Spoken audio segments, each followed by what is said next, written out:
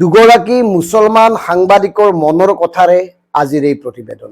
এই যে শেহতীয়াভাৱে এনেকুৱা এটা নেৰেটিভ সৃষ্টি কৰা হৈছে যে মুছলমান মানেই মিয়া আৰু মিয়া মানে আটাইতকৈ ঘৃণিত জীৱ। গতিকে এই ধৰণৰ নেৰেটিভটোৱে কেনেকে একাংশ সচেতন মুছলমান লোকক আঘাত কৰিছে, মানসিক কষ্ট দিছে, এই বিষয়টোহে ক'ব খুজিছোঁ। এতিয়া নিজেই মন কৰক, নলবাৰীত যিটো ঘটনা ঘটিল, ৰ'জ আলী তেওঁ কিন্তু মিয়া নাছিল, অথচ একাংশ সংবাদ মাধ্যমে মিয়া মিয়া মিয়া বুলি বাতৰি প্ৰচাৰ কৰি থাকে। একাংশ মানে নিউজ লাইভ চেনেলটোৰ কথাই কৈছো। এই চেনেলটোৱে কেৱল মিয়া মিয়া মিয়া, সকলোতে কেৱল মিয়াই দেখে। গতিকে এই ধৰণৰ চিন্তা চৰ্চাই কেনেকে অসমীয়া মুছলমানসকলক মানসিকভাৱে বেদনাহত কৰিছে, এই কথাবোৰ উপলব্ধি কোনে কৰিব? অসমৰ এগৰাকী জ্যেষ্ঠ সাংবাদিক গালিবুৰ ৰহমান, বৰ্তমান তেওঁ NK-TVৰ জ্যেষ্ঠ সাংবাদিক। আনহাতে ছাজাদুল ৰাণা হুছেইন, তেওঁ এগৰাকী জ্যেষ্ঠ সাংবাদিক, ND24ত কৰ্মৰত। তেওঁলোকে প্ৰচণ্ড ক্ষোভত দুটামান পোষ্ট লিখিছে আৰু ফেচবুকত লিখা এই কথাবোৰে বহুত কথা চিন্তা কৰিবলৈ আমাক বাধ্য কৰাইছে। গালিবুৰ ৰহমানে নিয়মীয়া বাৰ্তা কাকতত এটা প্ৰবন্ধও লিখিছে যে মুছলমানসকলে এই কথাবোৰ চিন্তা কৰক। এই কথাবোৰ মানে মুছলমানসকলৰ মাজত কিয় হিংস্ৰতা বেছি, অপৰাধজনিত কাৰণত কিয় অধিকাংশই মুছলমান লোক জড়িত, মুছলমান লোকসকলৰ মাজত কেনেকে এই ধৰণৰ হিংসা বিদ্বেষৰ বিষয়বোৰ স্থান পালে, এই বিষয়বোৰ চিন্তা কৰিব লাগিব মুছলমান সমাজে। আৰু সেইকাৰণে গালিবুৰ ৰহমানে মুছলমান সমাজৰ সচেতন লোকসকলক আত্মবিশ্লেষণ কৰি, আত্মমন্থন কৰি ইয়াৰ সমাধান উলিয়াবলৈ বিশেষ আহ্বান জনাইছে। কাৰণ এয়াই নিৰ্ঘাত সত্য, মুছলমান সমাজক লৈ যি ধৰণে নেৰেটিভ সৃষ্টি কৰা হৈছে, তেওঁলোকক যি ধৰণে বদনামী কৰা হৈছে, এই সকলোবোৰ বদনাম আৰু অপযশৰ পৰা মুক্ত কৰিবৰ কাৰণে সচেতন মুছলমানসকলে আগভাগ ল'ব লাগিব।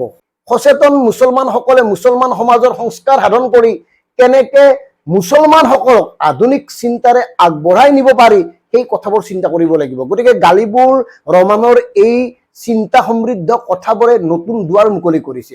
আনহাতে আন এগৰাকী সাংবাদিক ৰাণা, ছাজাদুল ৰাণায়ো স্পষ্টভাৱে মুখ্যমন্ত্ৰীক আহ্বান জনাইছে মুছলমান সমাজৰ সংস্কাৰ সাধন কৰিবৰ কাৰণে কমেও 500 শিক্ষিত মুছলমান যুৱকক লৈ সংস্কাৰ গোট গঠন কৰক। এই কাৰণে আহ্বান জনাইছে কাৰণ প্ৰয়োজন আহি পৰিছে। শিক্ষিত যুৱক যুৱতীসকলক লৈ যদি এই ধৰণে সংস্কাৰী এটা গোট গঠন কৰা হয় মুখ্যমন্ত্ৰীৰ অধীনত, তেওঁলোকক যদি পিছপৰা বা অন্ধবিশ্বাসী মুছলমান সমাজখনক আধুনিক চিন্তা চৰ্চা দিব পৰাকৈ প্ৰশিক্ষিত কৰি তোলা হয়, তেওঁলোকক যদি এই ধৰণৰ অপৰাধমূলক কাম কাজ সম্পৰ্কে সজাগ আৰু সচেতন কৰাৰ কাৰণে দায়িত্ব দিয়া হয়, তেতিয়াহ'লে নিশ্চিতভাৱে মুছলমানসকল শিক্ষিত হ'ব আৰু তেওঁলোকৰ মাজত বাঢ়ি অহা অপৰাধ প্ৰৱণতা লাহে লাহে কমি যাব। গতিকে এই চিন্তাবোৰক আধাৰ কৰি আমি এই কথাখিনি কৈছোঁ আৰু এয়া জৰুৰী। আৰু মন কৰক, একাংশ সংবাদ মাধ্যমে যি ধৰণে এই নেৰেটিভটো সৃষ্টি কৰিবলৈ প্ৰয়াস কৰিছে, তেওঁলোকে কিন্তু ভাল কাম কৰা নাই। নিউজ লাইভে ভাল কাম কৰা বুলি ক'ব নোৱাৰোঁ এই বিষয়টোত, কাৰণ তেওঁলোকে মুছলমান মানে মিয়া দেখে। গতিকে এই কথাবোৰ চিন্তা কৰক। অথচ নিউজ লাইভ চেনেলটোত কৰ্মৰত হৈ আছে দুগৰাকী খিলঞ্জীয়া মুছলমান, জাৰিৰ হুছেইন আৰু ৱাজবিৰ হুছেইন। অন্ততঃ জাৰিৰ হুছেইন আৰু ৱাজবিৰ হুছেইনে মুছলমান সমাজখনক শিক্ষিত কৰাৰ বাবে, মুছলমান সমাজখনত যি ধৰণৰ আত্মমন্থন আত্মবিশ্লেষণৰ প্ৰয়োজন, সেই সকলোবোৰ চিনাক্ত কৰি সমাধানৰ বাট মুকলি কৰক, তাৰ কাৰণে চেষ্টা কৰক। কিন্তু আপোনালোকেতো মাতা নাই, আপোনালোকৰতো এই বিষয়ে কোনো ধৰণৰ মাত শুনা নাই। এইখিনি সময়ত আপোনালোকৰ মাত মতাৰ প্ৰয়োজন আছিল।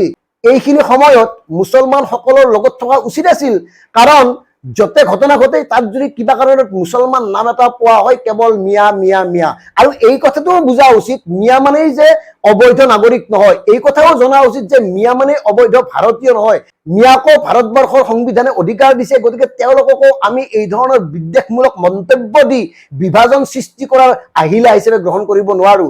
এই কথাবোৰ সচেতন শিক্ষিত জাৰিৰ ৱাজবিৰৰ দৰে লোকসকলেই যদি সাধাৰণ জনতাক নুবুজায়, কোনে বুজাব? আৰু সেইকাৰণে ক'লো, গালিব ৰাণাৰ কথাবোৰ জাৰিৰ ৱাজবিৰৰ মুখেৰেও মুছলমান সমাজক কোৱা উচিত। আৰু একাংশই যিদৰে উদ্দেশ্য প্ৰণোদিতভাৱে বিভাজনৰ ৰাজনীতি কৰি কেৱল মানুহখিনিক ভাগ ভাগ কৰিব খুজিছে, তেওঁলোকৰ বিৰুদ্ধে কিন্তু সচেতন লোকসকল ঐক্যবদ্ধ নহ'লে এই ষড়যন্ত্ৰ আৰু বেছি গভীৰ হৈ যাব। তেতিয়া কিন্তু কাৰো হাতত বৰ বিশেষ উপায় নাথাকিব।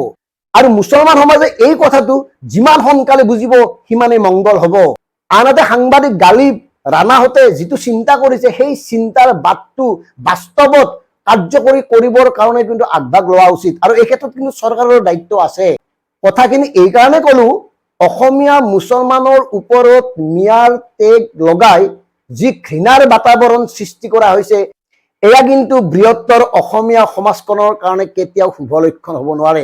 কথাখিনি আমি বৃহত্তৰ অসমীয়া জাতীয় জীৱনৰ লগত সম্পৃক্ত হৈ থকা প্ৰতিটো জাতি জনগোষ্ঠীৰ লোকে হৃদয়ংগম কৰা উচিত। ধন্যবাদ। জয় অসম।